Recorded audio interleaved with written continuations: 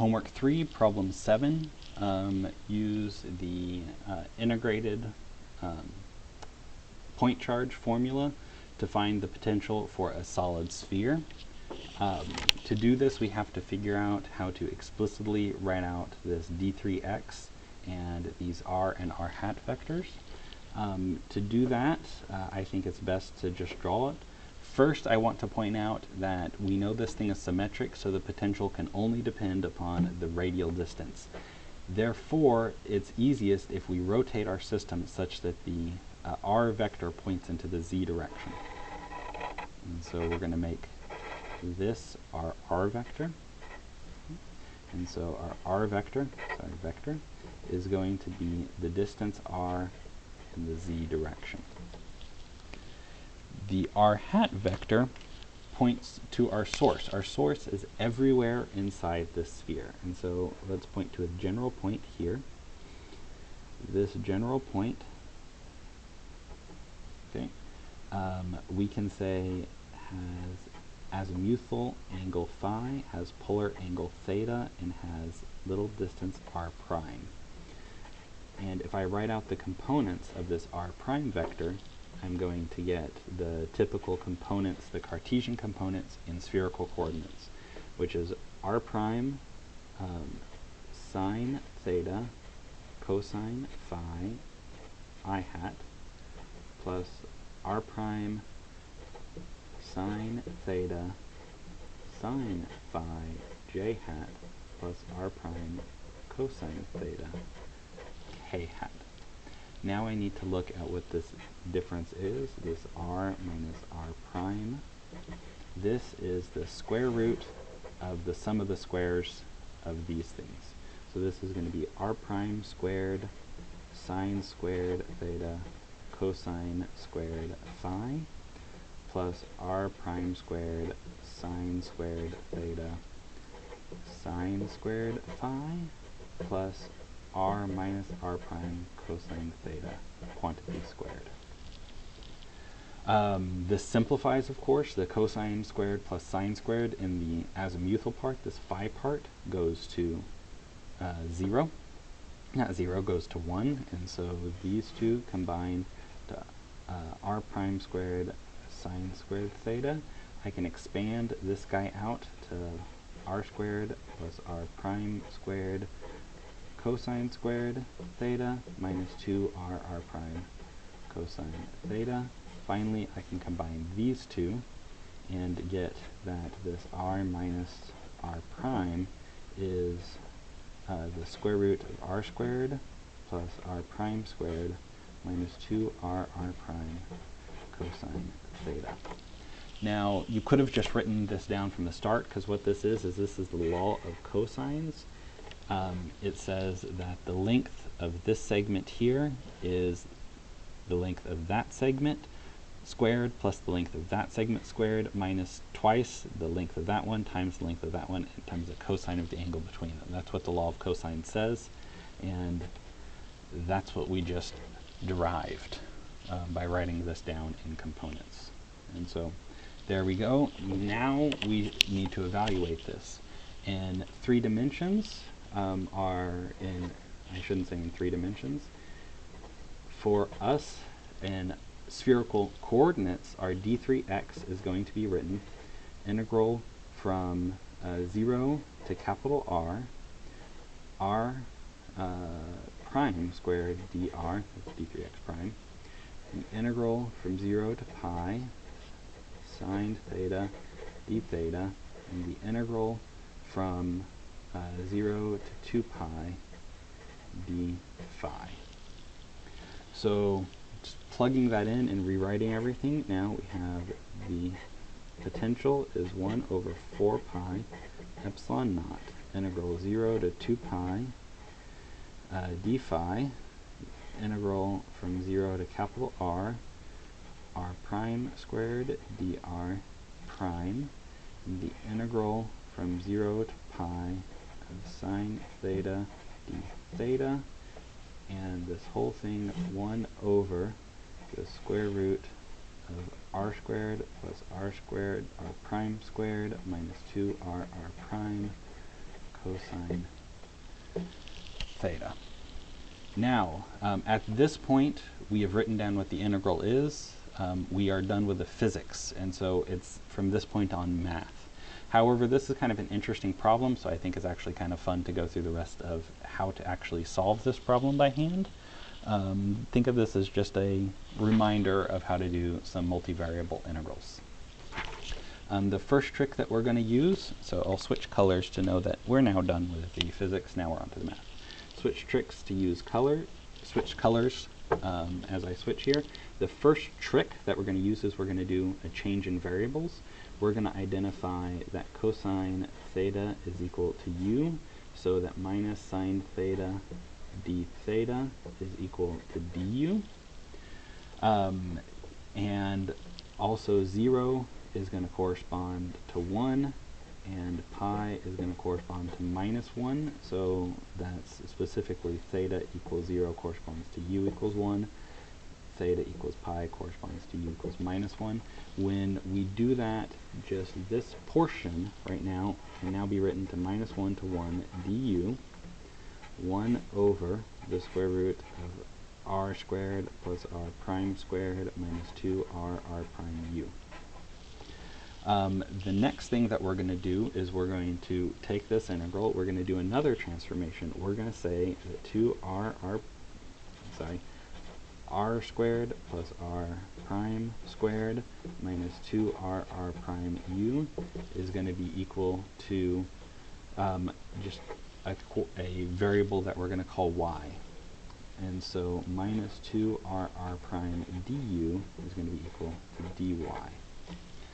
So now this, and we have to look at the limits. At u equal to positive 1, this is going to give us,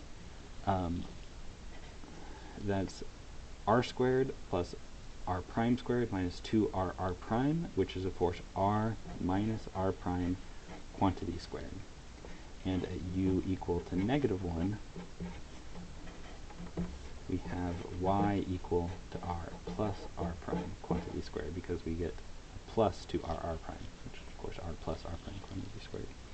And so this thing rewritten again is now the integral from r minus r prime squared to r plus r prime squared 1 over 2r r prime dy 1 over the square root of y.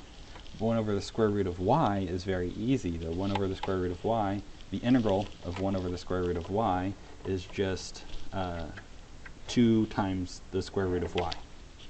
And so this is going to be equal to 1 over r prime, and then we're going to get the square root of r plus r prime squared minus the square root of r minus r prime squared. Now we have to be a little bit careful at this point. The r plus r prime squared square root, these of course will cancel and give me simply r plus r prime, because r and r prime are always positive numbers. However here, r minus r prime squared, r minus r prime can be positive or negative depending on which one's bigger, capital R or little r. Let's go back to our initial picture. Capital R is our source point.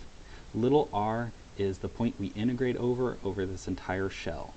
So if capital R is greater than, if r without the prime is greater than capital R, which is the size of the shell, then it is always greater than little r prime. And so we can do that case first. If little r is greater than capital R, then the square root of r minus r prime quantity squared is equal to r minus r prime. Okay. So plugging all of that in, this is going to give 1 over r prime, r plus r prime minus r prime plus r prime, r plus r prime. The r's cancel, the r primes add, and this is going to give 2 over little r, because the r primes are going to cancel there. So combining that with the other terms in our integral here, we're going to get that in this case, the v of r is going to be equal to the 2 pi here. This 0 to 2 pi just evaluates always to 2 pi, right? And so this is going to be 1 over 2 epsilon naught. This thing gives a 2 over r, so this is actually just going to be 2 over r. And then we have the integral from 0 to r of r prime squared dr prime, which is of course 1/3. Oh, and the rho naught is missing. Rho naught, which is of course 1/3 capital R cubed. And so in this case, we eventually get that v of r is equal to rho naught over 3 epsilon naught capital R cubed over r. Okay. And so this is the case if little r is greater than capital R. For little r less than capital R, we have to do a little bit more work. Okay. So if little r is less than capital R, we have to break this integral into, we get two things out of this. Okay, so this integral here, okay, if little r is less than capital R, gives us, let's just call it conditional for a moment here. This is going to be equal to 2 over r if r is greater than little r prime, and it's going to be equal to 2 over r prime if r is less than r prime. Okay? And so now plugging this expression, okay, so this is this underlined red expression, is this thing here. We have to reevaluate the v here. So v of r is going to be rho naught over 2 epsilon naught. And then we have to do two integrals here. We have to do an integral from 0 to little r, dr prime. In this case, we know that r prime is always less than r, so that's here. We're going to get a 2 over r out front, and we have r prime squared still there.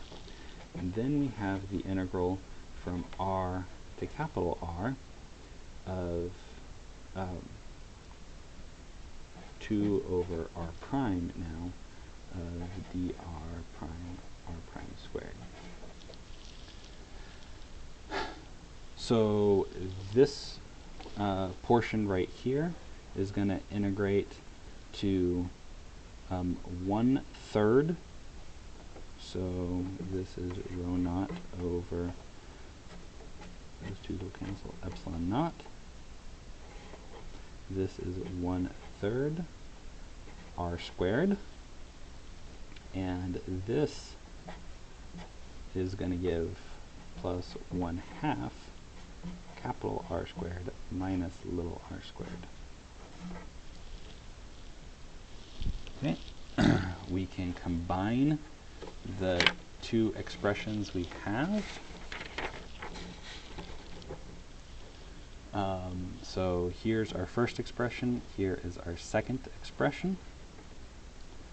And so the v of r total is going to be equal to rho naught over 3 epsilon naught r cubed over r, or it is going to be equal to rho naught over epsilon, and this is 1/2 r squared